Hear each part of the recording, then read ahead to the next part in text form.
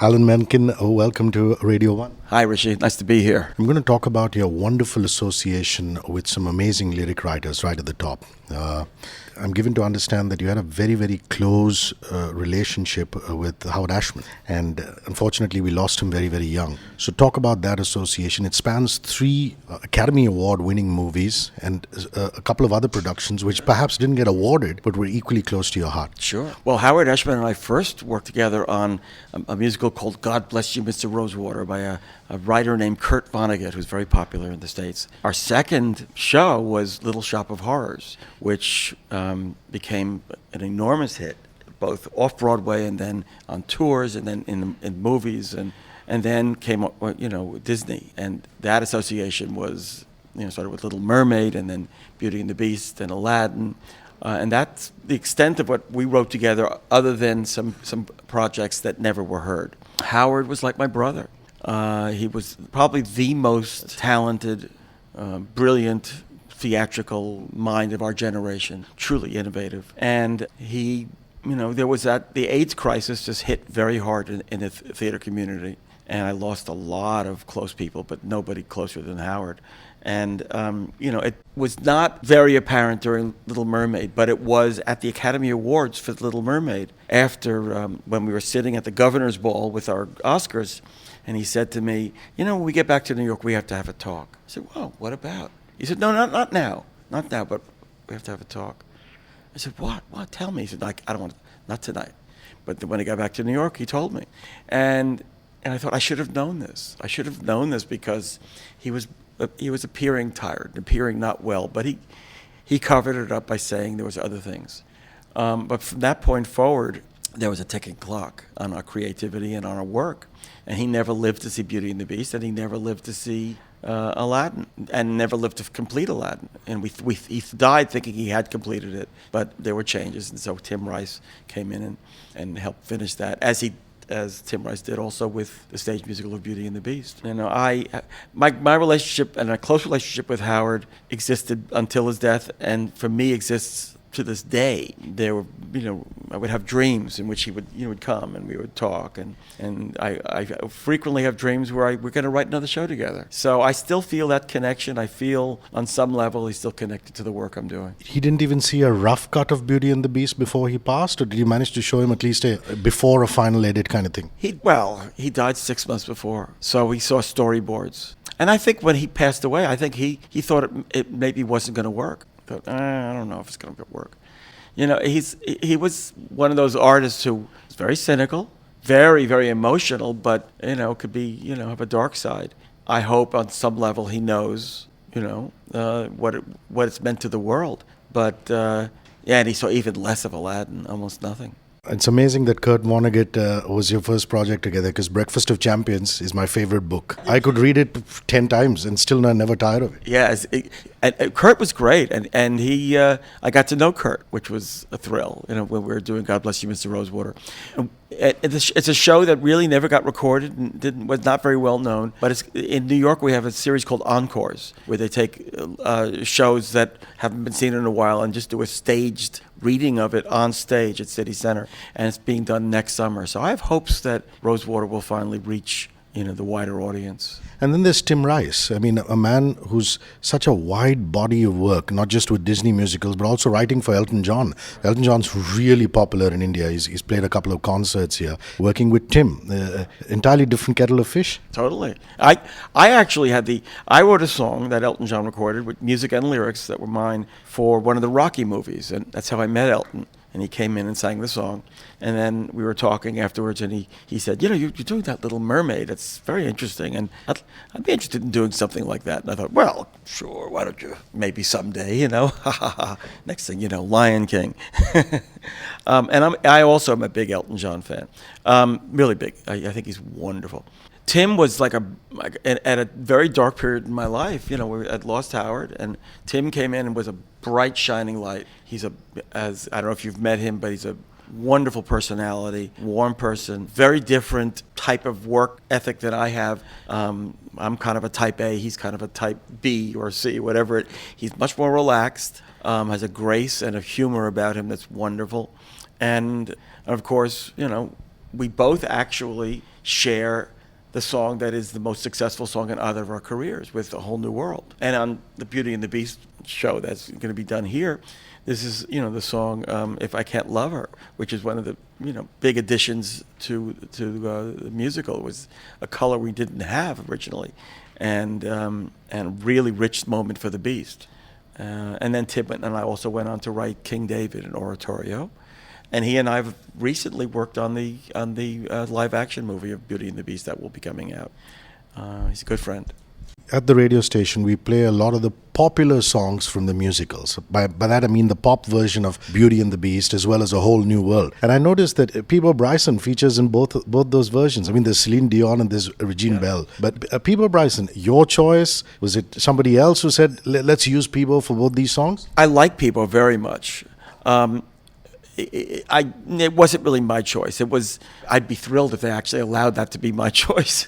It was a wonderful man named Chris Montana at Disney, and of course there's also record executives who have been involved in those kinds of choices. So there's Celine Dion and Peebo, and Peebo is such a nice man and had wonderful hits before that.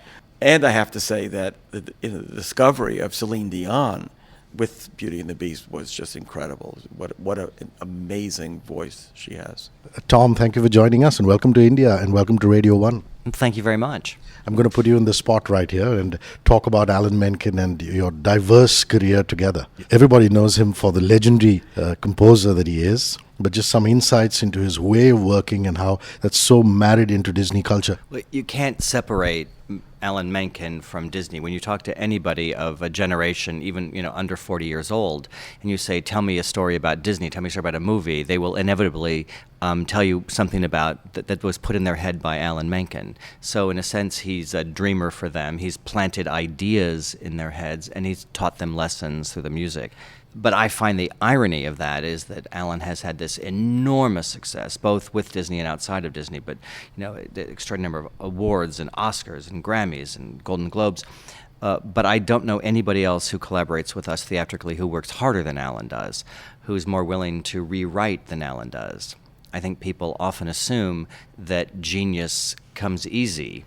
And the reality is that this extraordinary collection of songs is the result of a massive commitment and amount of work. Well, we talked of Tim Rice and we talked of Ashman, Glenn Slater. Let's talk about some other interesting collaborations that you've had during the course of your career. Sure. Well, as you mentioned Glenn Slater. Glenn and I wrote Tangled together. The first project we did together was an unfortunate animated project that Tom brought to me very generously. Ended up being called Home on the Range. It was a Western. Throughout the whole process, I kept telling young Glenn, because it was, at the time he was quite young, it was like robbing the cradle, but so talented. And I said, don't you worry about anything. Wait till you see the record royalties on this one. Anyway, he was a good sport about that. Then we ended up writing Tangled. We wrote Sister Act. We're writing a TV series called Gallivant at the moment. We have a musical of A Bronx Tale opening. He's written 2 shows with Andrew Lloyd Webber, one Love Never Dies and the other School of Rock, which is opening on Broadway. And I take a great deal of pride in actually watching his career. It's been wonderful working with him. And there's Stephen Schwartz, amazing collab. He's a major composer in his own right. When I was coming up in the business, Stephen was the wunderkind on Broadway. He had 3 shows running simultaneously, Pippin, Godspell, and Magic Show. And years later, who would have thought that he would be my collaborator on Pocahontas and Hunchback of Notre Dame, which we just opened. We had a theatrical version that opened in the States and is now going to be around the world. And he and I wrote Enchanted together, and he and I are now working on a new film project together. There's a project, I don't know if it's known here, called Newsies, which I wrote with a man named Jack Feldman. And Jack is known as, he wrote a number of the songs with Barry Manilow that were well known, like Copacabana and Brooklyn Blues. And Lynn Ahrens, who wrote Ragtime, and I wrote a musical of A Christmas Carol together. David Zippel and I worked together on Hercules. I have a collaborator named David Spencer with whom I wrote Apprenticeship of Dirty Kravitz. I love collaborating with people. I hope I'm not forgetting anyone. Oh my God! And on Aladdin, the book writer and man who added the new lyrics for the Broadway production is a wonderful, talented guy named Chad Beglin. These are just, they're my brothers in arms. We fight the war together to find the moment and find the heart of a show, and that's what we call it being in the trenches, and it really is. It is kind of like a war. It's a battle, because you battle against being satisfied with too little, and make sure that you fight and fight and fight until you have the best show possible. I know now that he doesn't forget names because there's so much practice. The Academy Awards, the Grammys, and the Tonys of thanking people. Everybody has a favorite Beauty and the Beast song. Like if you ask me, I love Gaston. I love the whole power of it and the grandeur of it. What would be your favorite from Beauty and the Beast? Oh, without question, it's If I Can't Love Her, the song that ends the first act. And I've asked Alan to sing it at many events. I love the song. I love what the song says. I love the position the Beast finds himself in. It's at his big emotional turning point. It's this song of self-awareness and revelation. And and this production particularly is gorgeous. Just gorgeous. Everybody's going to ask you why Beauty and the Beast in India. I'm going to flip that question around. I'm going to say, why did it take so much time? Here's a country, and you'll realize this tonight when the premiere happens, is that everything in our life is musicals. All our movies are musicals, and we are very, very advanced and refined as far as our tastes in musicals are concerned. Why did it take Disney so long to come here with a full-scale production like you've done? I mean, it's better late than never, but why not earlier? Well, you just answered the question, actually, by telling me that there is this vibrant, alive performing arts world here, and we know that. And so the idea was never simply to export something, which we've done all over the world. We take replicas of the Broadway productions, but here the idea was to localize it, make it with local artists, with local talent, and to experiment. This is a big experiment to see, will this show actually work? It's never our intention just to plop something down. And because this is, so artistically rich, this country, we were never clear if there was actually room for someone else to come in. I'm also waiting to see, Alan, this evening, about how Lumiere or Mrs. Potts is represented on the stage. Composing for the stage is a whole different ball game, isn't it? As opposed to composing for just pure animation. So how do you approach both as the master of your craft that you are? Well, first of all, let me take issue with the question. It's not all that different, because our job is to create a vocabulary that fits the story or that illuminates the story, and then find song moments where you can keep the story moving forward in song in an entertaining way. That's all the same. What's different about a stage musical, there are no close-ups on stage. So in a film, you can zero in on a face and see some internal emotions going on, or somehow see what they're looking at. You can't on stage, so the songs, in a way, become more close-ups, and therefore there's simply going to be more song material, usually on a stage production, to get you inside of the characters. You also have the audience as such a huge factor on stage. Not saying they're not a big factor in terms of films, because you preview films, but because the audience every night is different, the performances are different, the actors are different, everything is fluid. So my job writing for stage is I create, along with the book writer and the lyricist and the director and the choreographer and everyone else, a structure that can work on Broadway, in Mumbai, in a high school, at a camp, anywhere around the world. Take that structure and live in it, make it your own, but it's going to hold up. For a film, and it's going to change every night, and it's going to change constantly, but that structure is going to remain what holds it in place. For a film, you just have to get it right on film, and it remains like that. And so they're very different finished products and very different process along the way. It must be so heartening for you to work with the current Disney India team. I mean, people like Sid, who are so passionate about the theatre and, been theatre performers themselves. So talk about the team in India and the synergy that you have. Frankly and really honestly, we turned it over to Sid and the team, and they did it. I didn't have to do anything. I turned up, I watched a rehearsal, I watched a run-through, and I'm going to get dressed and go watch the show tonight, because they're in charge. And that was this idea. We knew that in India, it would take a local point of view, local people on the ground making this happen. Now, there are lots of numbers there. Walt Disney has 22 Academy Awards. You're number 3 on the list. Are you ever aware of the awards when you're composing? It's hard not to. I mean, look at the kind of adulation that you've gotten at various functions. Or are you able to shut it out completely? You have to shut it out. You have to, honestly, it has, and this, I'm not saying this is something you can manufacture, but over the years, it's what happens if you're going to survive. You make it all about the process of creating, and you really don't get attached to the result, so that if I write a great song and it's not working in the moment, it goes, and you put another one in. That's what you do. And certainly, I'm not going to finish a song and go, oh, this is going to win me an Oscar. It would be a bad idea to think that way, and self-destructive to think that way. After the fact, it's nice to have them. But again, it's all about just enjoying creating. That's what I always tell young artists, what's your advice? I said, just be all about the process. Be in love with the process. Love with figuring out what a story be musicalized, how you're going to musicalize it, who you're going to work with, what you're going to write. Just that is enough. The rest will come, on its own. And I think that's worked well for me. I'm just really curious to know this, because ever since I've been a kid, I've been watching the Oscars and the Grammys, and you see that there's a gong or a bell that goes off when your speech is on. You have to get off stage. That must be putting a lot of pressure on you. Talk about that. How much time are you really given? I have no idea. It's an out-of-body experience to begin with, to be up there, and it's kind of painful to actually think back on it, because you walk up there with that piece of paper with all those names, because you want to get those names out, and you think, God, I wish I had just taken the moment to say, look, let me soak this in. I'm up here, and I have this award, and it means a lot to me.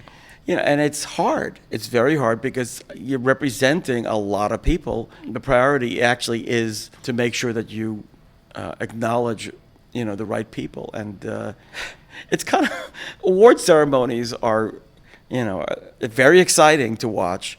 They're a little bit of torture to be at, I must say. Although after the fact, it can be kind of great too. You're sort of numb for a couple of days after those things. Any Disney production, stage, live entertainment production you've seen in another country and gone, whoa, so that we know what we're competing against in India?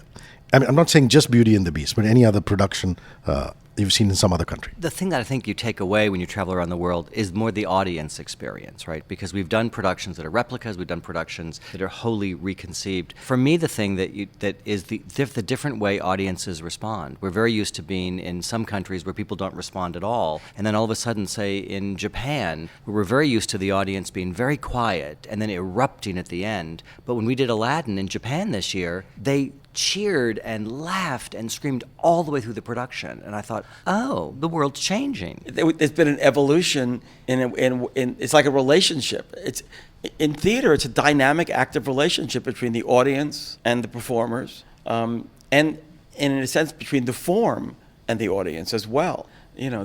Everything evolves, and what worked a couple of years ago might all of a sudden the bottom may fall out, and you go, oh, that doesn't work anymore. Why? But something new comes along, and there's still mysteries in this whole game that we play. I cannot have two Americans in the room and not ask this question before I say bye-bye. What do you think of Donald Trump?